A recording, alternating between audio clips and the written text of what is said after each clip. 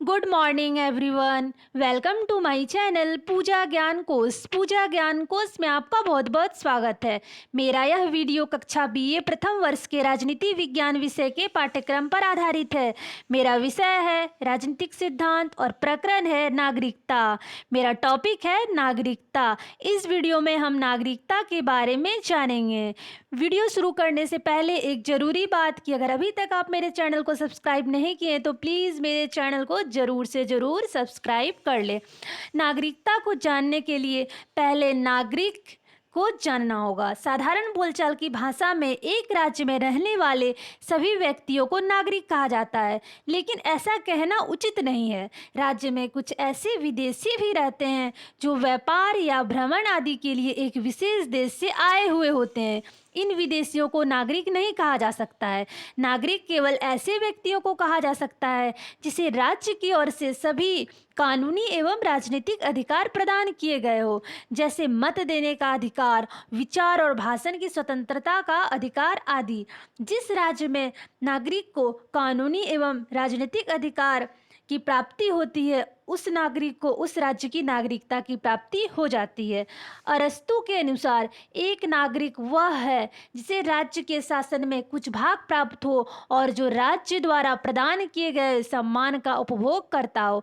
नागरिकता की प्राप्ति के लिए नागरिक को 3 शर्तों का पालन करना होता है।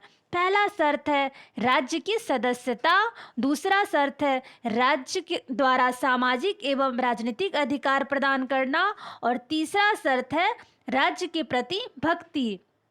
पहला शर्त है राज्य की सदस्यता। राज्य की सदस्यता नागरिकता की पहली शर्त है।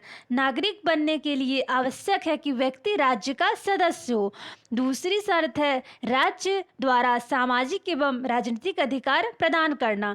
जीवन का अधिकार जैसे कुछ सामान्य अधिकार तो राज्य में निवास करने वाले सभी व्यक्तियों को प्राप्त होते हैं, लेकिन इसके अतिरिक्त कुछ ऐसे नागरिक एवं राजनीतिक अधिकार भी होते हैं जो राज्य के द्वारा केवल अपने नागरिकों को ही प्रदान किए जाते हैं। विचार एवं भाषण की स्वतंत्रता, सम्मेलन एवं संगठन का अधिकार, संपत्ति का अधिकार, मताधिकार का अधिकार इसके कुछ उदाहरण हैं। तीसरी शर्त है राज्य के प्रति भक्ति। नागरिक के द्वारा राज्य के कानूनों का पालन करने के अतिरिक्त राज्य के प्रति विशेष भक्ति नागरिकता की तीसरी शर्त है। विशेष भक्ति का मतलब होता है व्यक्ति राज्य के अस्तित्व की रक्षा एवं उसकी प्रगति के लिए प्रत्येक प्रकार का त्याग करने को तैयार हो। नागरिकता को अच्छी प्रकार से समझने के लिए विदेशी नागरिक को भी जानना होगा। कोई भी व्यक्ति किसी देश में विदेशी तभी कहा जाता है जब वह कुछ समय के लिए किसी कार्यवश अपना देश छोड़कर दूसरे देश में रहने के लिए आया हो।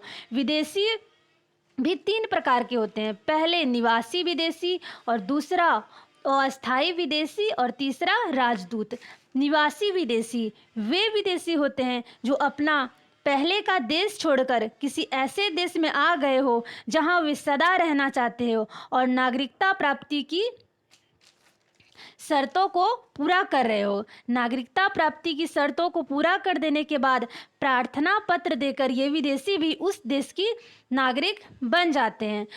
दूसरे है अस्थायी विदेशी। ये लोग विशेष कार्यवश अपना देश छोड़कर अल्पकाल के लिए दूसरे देशों में आकर रहते हैं। सामान्यतः इनका उद्देश्य शिक्षा प्राप्ति, भ्रमण या व्यापार का होता है। तीसरे प्रकार के विदेशी होते हैं राजदूत। विदेशियों का यह एक विशिष्ट प्रकार होता है जो अन्य देशों के प्रतिनिधित्व करने के लिए आए हुए होते हैं। इन पर उस देश का कानून लागू होता है जिनका वे प्रतिनिधित्व करते हैं और इस वर्ग के विदेशियों को पत्र व्यवहार, यातायात आदि के संबंध में विशेष सुविधा और स्वतंत्रता प्राप्त होती है। Thank you. वीडियो को लाइक, चैनल को सब्सक्राइब जरूर से ज़रूर करें।